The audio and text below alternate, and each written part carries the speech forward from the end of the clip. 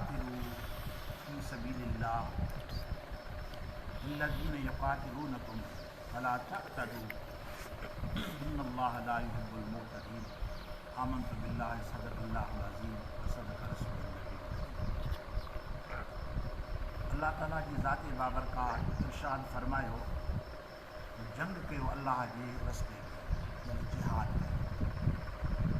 अल्लज़ीना युक़ातिलूनकुम जेके तव्हां सां जंग कनि था उन सां जंग कयो, जेके जंग तव्हां सां नथा कनि उन सां जंग न कयो।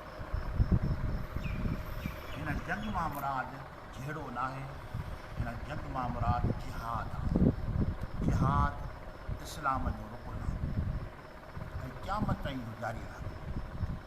नबी करीम सल्लल्लाहु अलैहि वसल्लम शुरू करे विया इहो क़यामत ताईं जारी रहंदो। ऐं हिन आयत मुबारक जे अंदरि अल्लाह ताला जी ज़ात बाबरकात असांखे जिहाद जो तरीक़ो सेखारे थो, कंहिंसां जिहाद करिणो आहे कंहिंसां न करिणो आहे। फरमाए त अल्लज़ीना युक़ातिलूनकुम उन शख़्सनि सां जंग कयो जेके तव्हां सां जंग कनि था। हिन मां मुराद नबी करीम सल्लल्लाहु अलैहि वसल्लम जी ज़ात बाबरकात कंहिं तरफ़ बि सहाबनि खे जिहाद जे मोकिलींदा हुआ उन्हनि खे टिनि ॻाल्हियुनि में बसित कंदा। हिकु त उन्हनि जे मासूम ॿारनि खे, ॿियो उनजे पौधनि जे मथां बि ज़्यादती न कंदा, टियों उन्हनि जी औरतुनि जे मथां बि यानी इहे टे शयूं। अक्सर करे इहे टे जंग न कंदा, ॿार बि जंग न कंदा, पौधा बि न कंदा, औरतूं बि न कंदियूं। तंहिं करे अल्लाह ताला जी ज़ात बाबरकात अल्लज़ीना युक़ातिलूनकुम तव्हां उन्हनि सां जंग कयो जेके तव्हां सां जंग कनि था। जिहाद ऐं जहिड़े में वॾो फ़र्क़ु आहे।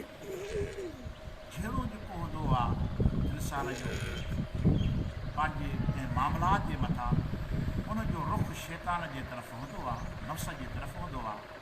ऐं जिहाद जे अंदरि जेको तसवुर हूंदो आहे, तसवुर जेको हूंदो आहे उहो अलाह जी रज़ा जे वास्ते। हीउ कमु जेको मां कयां थो अलाह जे वास्ते कयो। पर इहो सोचणु ज़रूरी आहे केॾो न ॾुखियो आहे कमु जिहाद करणु। जेकॾहिं कंहिंखे अॼोके दौर में तयारु कजे त बाबा हल मां ते जंग करणी आहे, केॾो मुश्किल मसइलो आहे। छोजो असांजे लाइ उहो अक़ीदो न आहे जिहाद वारो जेको अक़ीदो हुजणु घुरिजे। इहो कमु पंहिंजे घर जे अंदरि सोचिजे। घर जे अंदरि जेकॾहिं राति जे टाइम में को चोर घर में टपी अचे छा कंदव? ज़ामत कंदव? इहो ई त जिहाद आहे। जिहाद जी माना इहा आहे पंहिंजी इज़त जी, पंहिंजे माल जी, पंहिंजे वतन जी, पंहिंजे सरहद जी हिफ़ाज़त करणु। जिहाद जो मक़सदु इहो आहे। ॾिस इंसानु माली लिहाज़ जे लाइ सिर ॾिए थो पियो, माल नथो ॾिए। माल खे मां चईंदुमि मरां त मरां पर माल न चईंदुसि ऐं बेख़ौफ़ थी करे विढ़ंदो आहे ऐं उनखे अंदेशो बि हूंदो आहे त मारे न विझे, पोइ बि पंहिंजी मजी मां ठहंदो आहे। पर इन माल खां वधीक जेका शइ आहे न उहो ईमान आहे। औलाद खां, जान खां, इन सभिनी शयुनि खां वधीक ईमान आहे। इंसानु सोचे जेकॾहिं उनजे नंग जे मथां हमिलो थिए सिर जी परवाह कंदो? सिर वञे न वञे ऐं ख़ुशनसीब सम्झंदो। इन रस्ते में मां जी क़ुर्बान थी वञा थी, मुंहिंजी गैरत जो मसइलो आहे, मुंहिंजी इज़त जो मसइलो आहे, बाक़ी छा आहे। इस्लाम जे लाइ बि अहिड़ो नज़रो रखणु घुरिजे, अहिड़ो अक़ीदो रखणु घुरिजे। जान खां बि वधीक इस्लाम प्यारो हुजे, ईमान प्यारो हुजे। सिर वञे त भली वञे, बल्कि उन शइ जी हिफ़ाज़त करणु घुरिजे।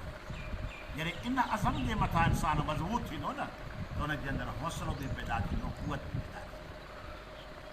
हा, ऐं ॿियो हिकिड़ी ॿी सूरत हिकिड़ी ॿी बि आहे त इस्लाम जी जेको जिहाद आहे, जेका जंग आहे न, इहा माण्हू मारण जे लाइ न आहे, बल्कि माण्हुनि खे बचाइण जे वास्ते। धाड़ियल धाड़ो हणंदो आहे, माण्हू मारींदो आहे, उनजो मक़सदु माण्हू मारणो आहे, मारबो बि पर माल हासिलु कबो।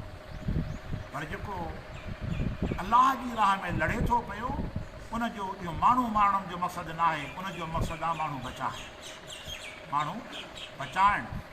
जे नबी करीम सल्लल्लाहु अलैहि वसल्लम जी ज़ात बाबरकात वटि माण्हू ईंदा हुआ ऐं असांजे मथां फिराणो ॾाढो थो करे, ज़ुल्म थो करे, असांजी औरतुनि जे मथां, बचनि जे मथां, असांजे मॾनि मालनि जे मथां कब्ज़ो कयो वेठो आहे।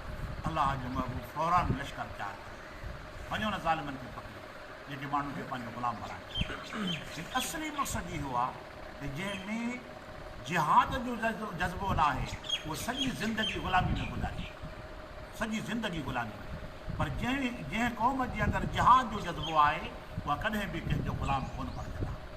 आज़ादु थी करे पंहिंजी ज़िंदगी बि गुज़ारींदा या आज़ादु थी करे अलाह जी इबादत कंदा, आज़ादु थी करे ऐं पंहिंजो हुकुम बि हलाईंदा, इंसाफ़ ऐं अदल जे मथां कायम। यानी जिहाद हिकु अहिड़ो हौसलो ॾिए थो पियो जंहिं जिहाद जे अंदरि इंसानु मज़बूत थी थो वञे। कमज़ोर जिस्म वारा बि ताक़तवर थींदा आहिनि जॾहिं उनजो अक़ीदो जिहाद वारो। अलाह ताला जी ज़ाते बाबरकात ख़ुशूसन हिन आयत मुबारक खे उन वक़्तु नाज़िल फ़रमायो जॾहिं नबी करीम सल्लल्लाहु अलैहि वसल्लम जी ज़ाते बाबरकात सुलह हुदैबा खां पोइ ॿिए साल यानी सुलह हुदैबा जो साल 6हों साल आहे हिजरी जो, 7 साल उन सां अहद थियल हो मुशरिकनि जो त साईं हिन साल मोटी वञो, ॿिए साल अचिजो, असां तव्हांखे 3 ॾींहंनि जे लाइ मको पाक खाली करे ॾींदासीं, पोइ तव्हां उमिरि वठो ज़ियारतूं करे अचो। अलाह जे महबूब खे सलाम जॾहिं तयारु थी हलियो त सहाबनि जे दिलि जे अंदरि इहो ख़्यालु थी पियो त हुन मोकल त ॾिनी आहे पर आहिनि मुशरिक मथां वाइदे खां टरी वञनि, पोइ जो झेड़ो थी पई त असां झेड़ो कीअं कंदासीं। हिकु त असांखे एहराम ॿधल आहे, उमिरि जो एहराम ॿधबो आहे न, पोइ मख मारणु ॿिड़ो आहे, वरी ॿियो त हरम आहे, हरम जे अंदरि कीअं विढ़ंदासीं, इहे वीचारा परेशान थी विया। हाणे असां छा कयूं, असांजा हथ ॿधल आहिनि, उते वेंदासीं त मार खाई मोटी ईंदासीं। अलाह ताला जी ज़ाते बाबरकात हिन आयत मुबारक खे नाज़िल फ़रमायो त अल्लज़ीन युक़ातिलूनकुम, जिन जिहाद कयो अलाह जी वाट में उन शख़्सनि सां जेके तव्हां सां क़िताल कनि था, जंग कनि था। अलाह हिन आयत में उनखे इजाज़त ॾिनी त हरम जे अंदरि खून वहणु हराम आहे ऐं हरम जे अंदरि एहराम वारी हालत जे अंदरि को बि अमल कंदो जेको गैर शरई आहे, जेका मनो थियल आहे, त एहराम टुटी पवंदो। पर अलाह ताला जी ज़ाते बाबरकात हिन आयत मुबारक जे अंदरि उन्हनि खे इजाज़त ॾिनी त न लड़िजो, पर जेकॾहिं तव्हां सां लड़नि त पोइ तव्हांजो लड़णु जाइज़ आहे। अलाह उनखे आज़ादी अता कई। हरम जे अंदरि बैतुल्लाह जे अंदरि जेकॾहिं तव्हां सां विढ़ी पवनि त पोइ रब हुननि खे इजाज़त ॾिनी त हाणे तव्हां विढ़ी सघो था, एहराम बि ॿधो पियो हुजे त बि तव्हां विढ़ी सघो था। वला तअतदू, ऐं हद खां न गुज़रो। इन अल्लाह ला युहिब्बुल मुअतदीन, ऐं बेशक अलाह ताला हद खां गुज़रंदड़नि खे नापसंदि फ़रमाए। हद खां न गुज़रो, इहा कहिड़ी शइ, हर शइ जी हुदूद आहे ऐं हदुनि खे क़ाइमु करणु कंहिंजो कमु आहे, अलाह जो बि अलाह जो रसूल जो। हुन खां जेको गुज़री थो वञे उहो मुअतदी आहे, मुअतदी यानी हद खां गुज़रंदो। हाणे हिन किताल जे अंदरि हिन जंग जे अंदरि जे पछाड़ी में अलाह ताला फरमाए भला तअतदू, हद खां न गुज़रो। हाणे जंग कयो पर हद खां न गुज़रो। इहो जंग जे अंदरि त माण्हू विढ़ंदो, ॿ चंबा घटि बि लॻंदा, वधीक बि लॻंदा, हर तरह सां हुनजो दिफ़ा कंदो, पर हद खां न गुज़रो। ईअं न, ईअं न थिए जो हलंदे हलंदे कंहिंजी ठूठ लॻी वञेव तव्हां हुनखे तलवार वहाए कढो, हद खां गुज़रो। छो जो हर शइ जे अंदरि एतदाल आहे, यादि रखणु घुरिजे। हाणे हिकिड़ो कातिल आहे, कंहिं शख़्स खे क़तलु कया, कंहिंखे क़तलु कया, इस्लाम खे त हुन खां क़िसास वठिजे। पोइ आयत में तव्हांजी ख़िदमत में हाज़िर रखियो, बदिलो वठोसि, पर उन में बि अलाह ताला बदिले में बि अदुल कयो, बदिले में बि अदुल कयो, नाइंसाफ़ी न कयो। जेकॾहिं अदुल न कंदव हुन कातिल खां बदिले वठण में, क़िसास वठण में बि अदुल करिणो आहे। उहो कीअं आहे, मसलन हिकिड़े हुन क़तलु कयो आहे हिकिड़े माण्हू खे, हुनखे हाज़ी हुकुम फ़रमाईंदो आहे कि क़तलु कयो।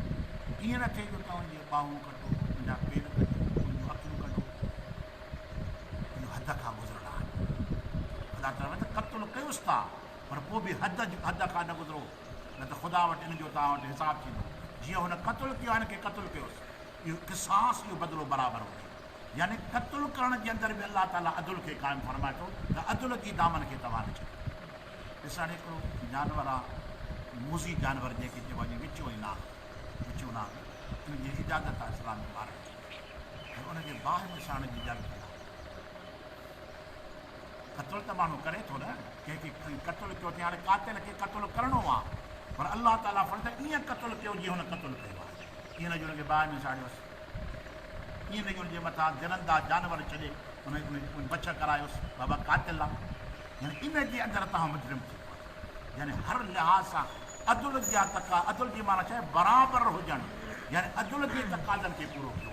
अलाह ताला इन अल्लाह ला युहिब्बुल मुअतदीन, जेके हद खां गुज़रनि था, अलाह उन्हनि खे पसंदि नथो करे। अल्लाह ताला उन तकादा खे पूरो रखे थो पियो जहिड़ी तरह सां हुन कयो आहे फेल मसइलनि हिकिड़े माण्हू कंहिंजी जंग कटी आहे उनजी जंग हिन जो जंग खे 3 हिसनि मां कटियोसि हुते बि कटियो ईज़ा ॾियो हुनखे या उनखे अॻ में कुटियो पोइ उनखे उनखां क़िसास वठो इहो हद खां गुज़िरियल आहे अल्लाह ताला हिकु अहिड़ो असांखे सुहिणो निज़ाम ॾिनो आहे जंहिंमें इंसाफ़ ऐं अदल जी तक़ादा पूरी कई इनखे अल्लाह ताला फ़र्ज़ जंग कयो अल्लाह जी वाट में पर ख़बरदार हद खां न गुज़रो उन में बि ख़ुदा जो जेको कानून ऐं निज़ाम जेको आहे उनखे पंहिंजे मलहूज़े नज़र रखी पोइ हिन जो तव्हांजी जहाज़ ॾिसो न त जंग घमसान जी जंग थींदी आहे ॾिसो था हिन वक़्तु ईरान न बल्कि शाम जी छा हालत आहे मथां बमबारी थिए थी 200 माण्हू मरी था वञनि नियाणियूं बच्चा सहीर इहे काफ़िरनि जो कमु मुस्लमान जो कमु न आहे मुस्लमान जो कमु छा कयो चइबो आहे उन इस्लामी तक़ाज़नि खे पूरो करे ऐं उन जे हद में रही करे इहो कमु करे ऐं इस्लाम असांखे यानी दीन इस्लाम जे अंदरि जेतिरी इंसानियत जो तहफ़ुज़ आहे न उहो किथे बि अल्लाह ताला असांखे अमल जी तौफ़ीक़ अता फ़रमाए।